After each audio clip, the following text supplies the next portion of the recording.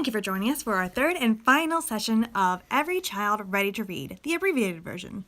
My name is Stacia Chinova, and I'm the Youth Services Librarian here at the Latah County Library District. And I'm Bailey Gilreath Brown. I do Youth Services and Marketing for the Latah County Library District. Today we will discuss the last of the 5 early literacy practices, which are singing, talking, reading, writing, and playing. Today we will discuss the early literacy practice of writing. Remember, the 5 early literacy practices help build the 6 early literacy skills, and they are Print motivation, phonological awareness, print awareness, vocabulary, letter knowledge, and narrative skills. In this program, we will focus on writing. Just as there are developmental skills that lead to reading, there are early literacy skills that lead to writing, such as moving little fingers, small movements, or fine motor skills. There are also large motor skills like running, jumping, turning around, reaching high and low that help children learn where their bodies are in space. Drawing and scribbling are also early stages of writing. Every child ready to read, every child ready to read, every child ready to read, we are helping plant the seed. Sing, talk, read, write, play, sing, talk, read, write, play, sing, talk, read, write, play, growing readers every day. The theme of today's session is yum, yum, yum. It's all about food. Food is a great way to talk about print awareness because we see food labels everywhere.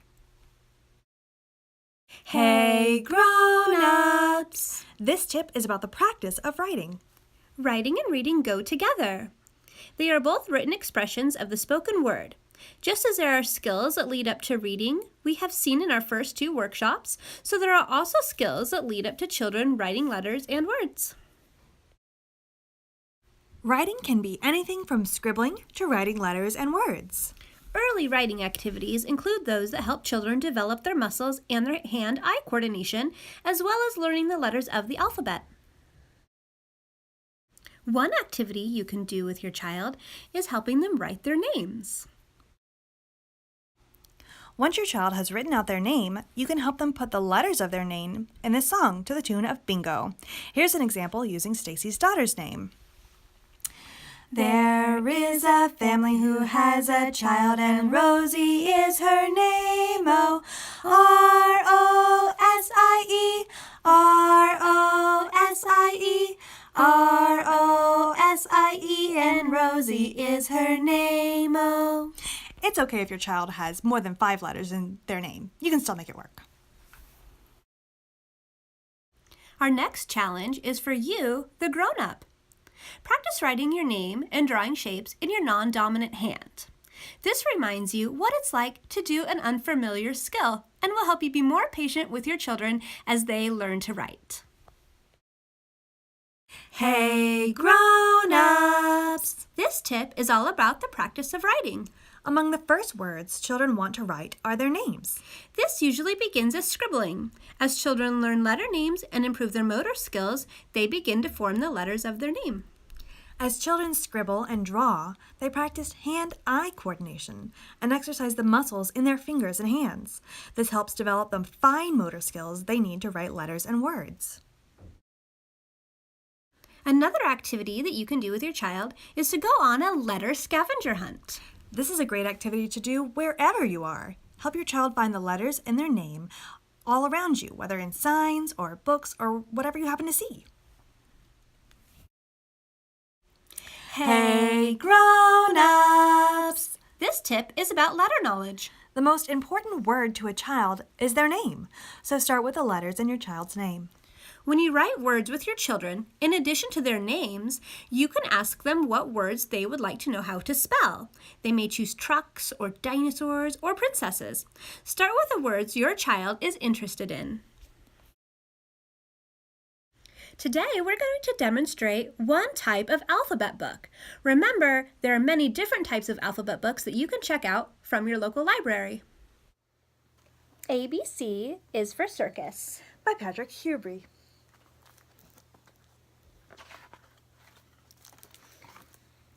A is for acrobats. B is for big top.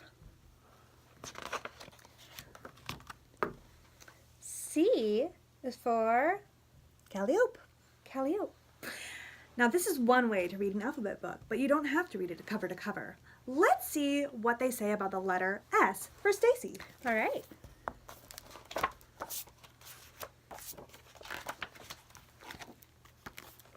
S is for snake charmer. Hey grown-ups! This tip is about letter knowledge. There are many ways to read an alphabet book, from cover to cover, or perhaps choosing the first letter of your child's name and looking for what word also starts with that letter, or letting your child hold the book and choose pages to read together. Our next activity involves practicing writing skills through physical movement. We're going to sing Have You Ever Seen a Circle to the tune of Did You Ever See a Lassie? Remember, as we sing this song, try drawing a circle in the air to help your child practice their gross motor skills, which will help them develop their writing skills later on. Have you ever seen a circle, a circle, a circle? Have you ever seen a circle that goes round and round?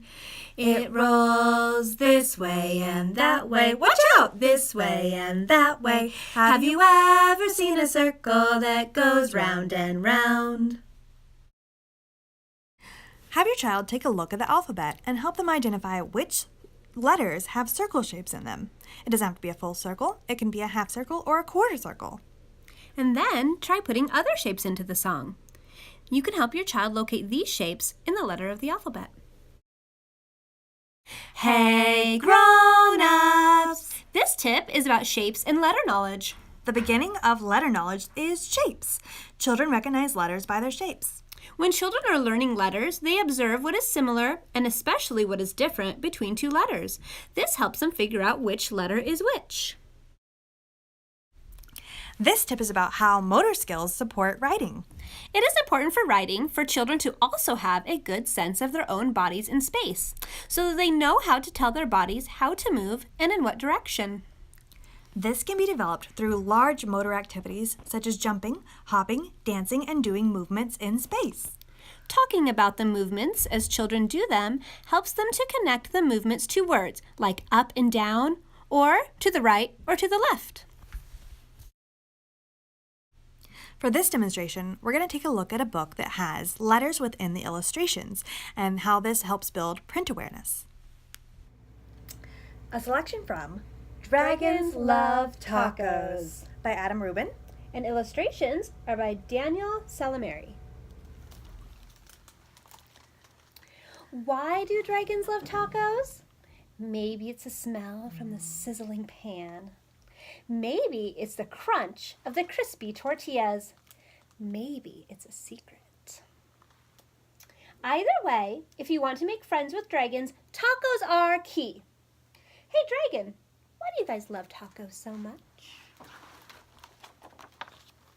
But wait!